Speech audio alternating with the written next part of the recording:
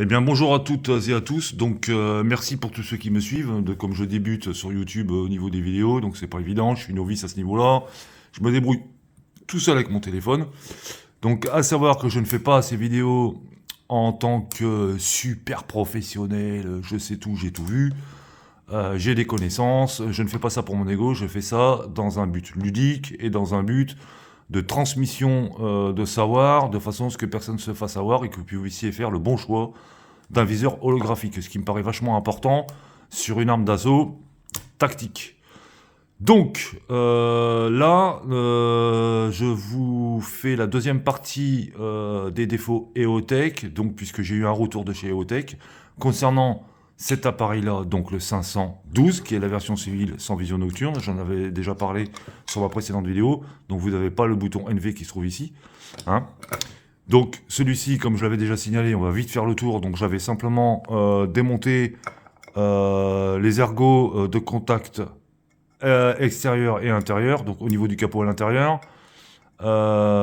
Ici, ça m'avait pris 2 jours, j'avais expliqué, donc voilà, si vous voulez savoir, vous revenez sur la vidéo et toutes les explications sont données. Donc ensuite, donc, comme je l'avais signalé, il y a un défaut de fabrication sur les séries 500.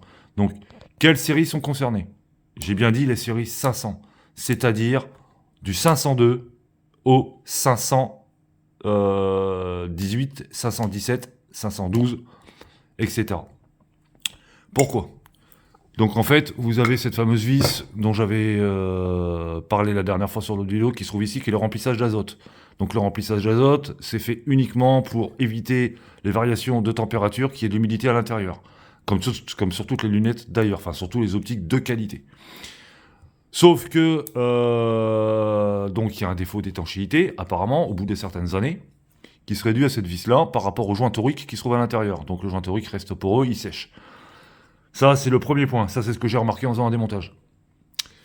Ensuite, donc apparemment, je dis bien apparemment, sauf erreur de ma part, mais moi j'y crois pas trop à cette histoire, donc ça me paraît bizarre quand même, mais bon, je vais en parler quand même, parce que peut-être qu'elle se peut avoir une incidence aussi. Donc en fait, au niveau des piles ici, les LR6, donc ils se sont aperçus que par rapport au recul, donc à mon avis c'est certainement à partir du calibre 308, donc 7,62 autant, que ça faisait bouger les joints qui étaient à l'intérieur, et par rapport au recul, donc ça faisait une fuite.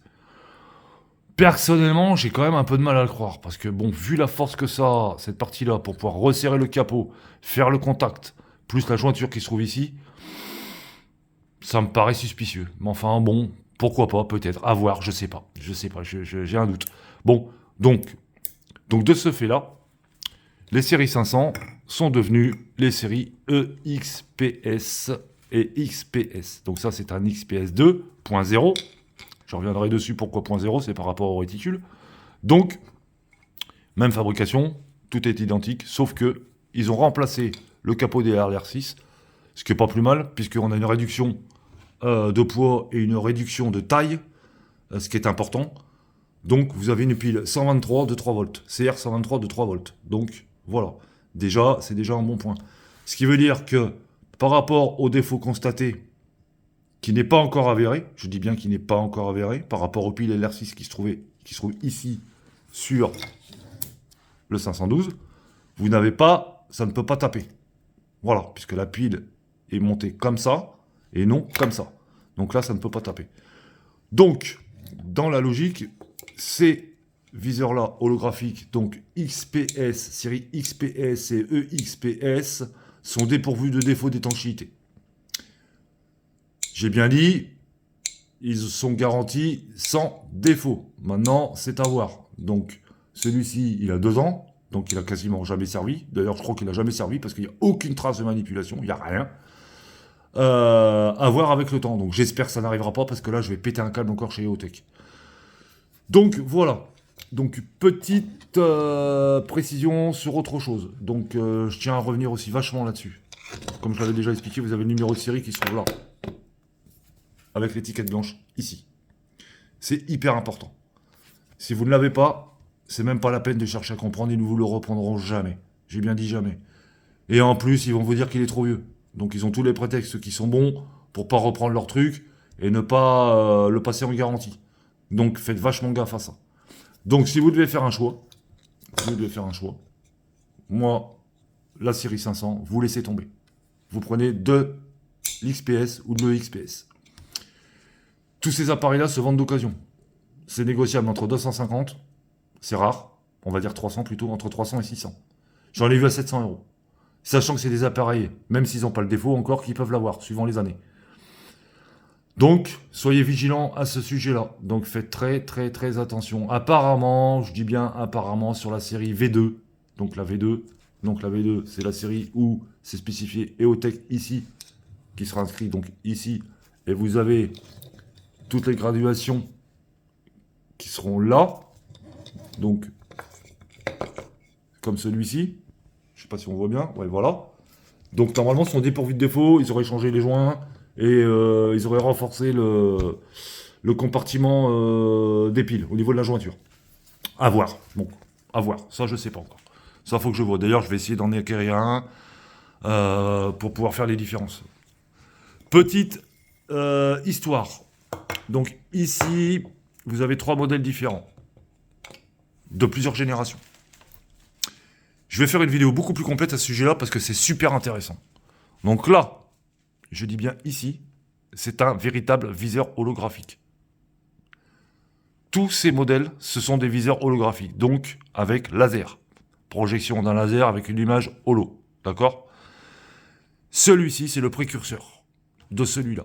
Celui-là, c'est le précurseur de celui-là. Donc, à savoir que ça, c'est du Bushnell. À savoir que Bushnell, c'est EOTech. C'était EOTech. C'est eux qui ont lancé la chose en 1997. Alors, l'avantage de ce petit modèle, qui n'a pas de gueule pour certains, mais que franchement, j'ai eu du mal, hein. Franchement, j'ai eu du mal. J'ai dit, putain, il est pas beau, il est bas. Eh ben, franchement, maintenant, j'adore. Je vous explique. La date, il est de 1998. D'ailleurs, c'est marqué en dessous. Voilà. Juillet 1998. C'est de l'EOTech. En fait, le système qui se trouve à l'intérieur est exactement le même. C'est la même chose, c'est la même fabrication, ça sort de la même usine que ce qu'il y a à l'intérieur ici et ici. Il n'y a aucune différence sur la technologie. C'est la même. Ça, c'est à l'intérieur de ça et vice-versa. C'est la même. C'est de l'EOTech. Tout simplement parce que ils se sont associés, ils ont eu apparemment des soucis, il va falloir que j'étudie la chose parce qu'il y a une histoire de date, il y a une histoire de contrat. EOTech a eu un contrat avec l'armée, c'est d'ailleurs pour ça qu'ils se prennent pour des cadors. Donc ils ont le monopole, sauf que là vous avez Holosom qui arrive avec le UH1, pardon, génération 1, génération 2. Et vous avez un nouveau viseur holographique Holosom qui va arriver sur le marché, qui est aux États-Unis pour l'instant. Il vient d'arriver. C'est un viseur holographique, et là, franchement, je rêve de l'avoir, celui-ci. C'est un viseur holographique à vision, donc panoramique, bien évidemment, mais thermique, avec un rabat d'un clapet, et vous avez la vision nocturne, donc thermique. Ça, c'est le Somnum.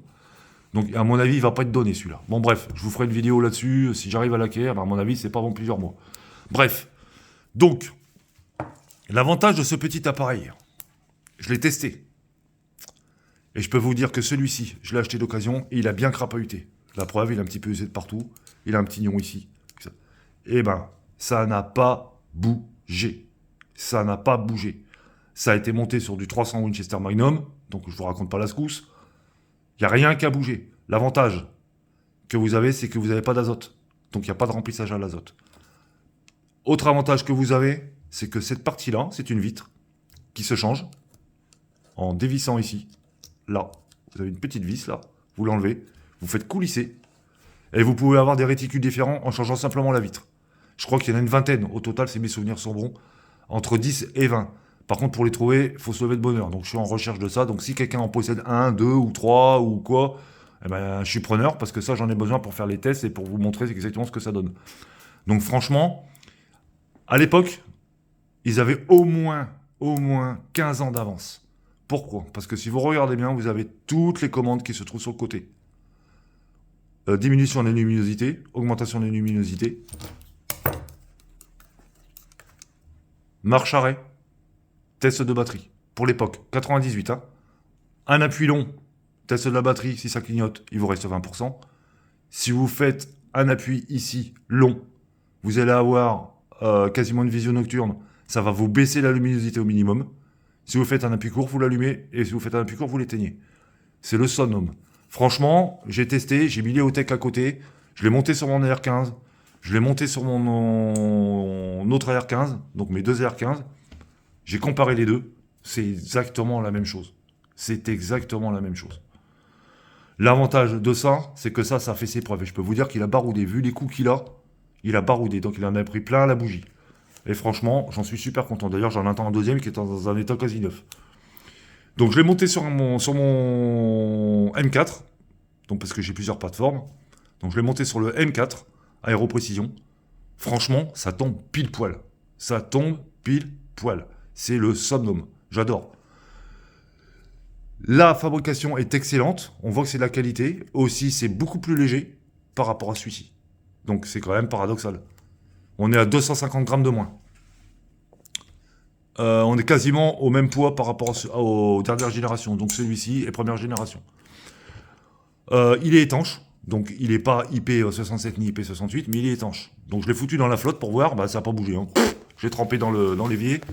Je l'ai laissé 1 heure, je crois. Ouais, c'est ça, 1 heure, 1 heure 15. De toute façon, je voulais pas prendre trop de risques. Je me suis dit, bon, tant pis, ça lâche, ça lâche. Je l'ai séché au chiffon, j'ai mis les piles, ça a fonctionné.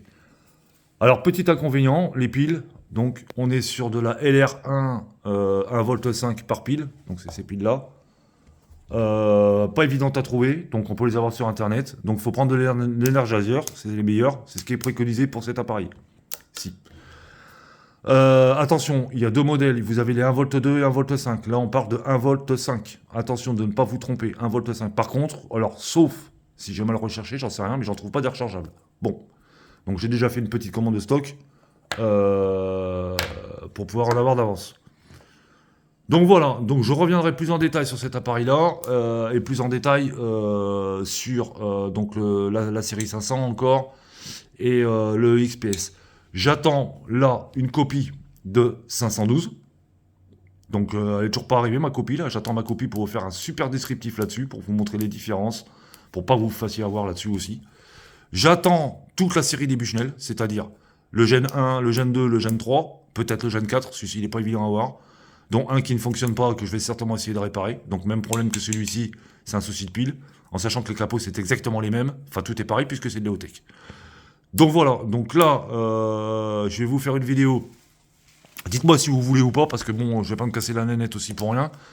Sur les Bushnell, avec l'historique de Bushnell, le comment du pourquoi, la technologie, qui a eu le contrat, pourquoi il y a eu la licence, pourquoi il y a Autech, pourquoi L3, etc., etc.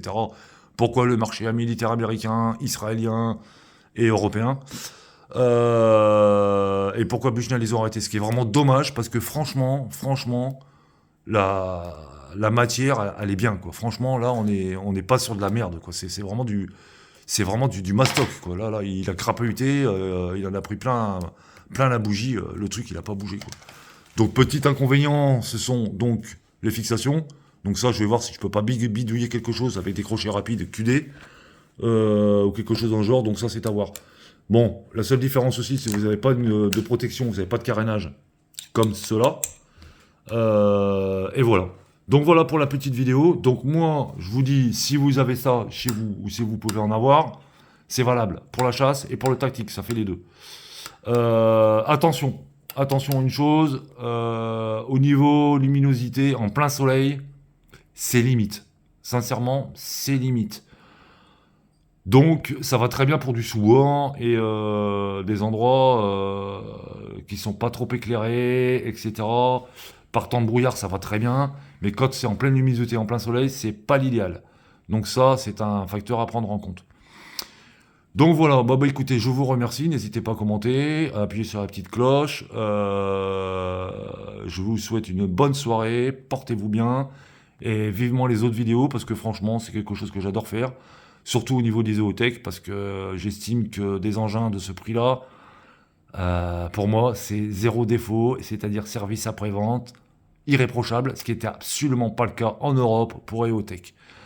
Donc, voilà. Merci à tous et bonne soirée.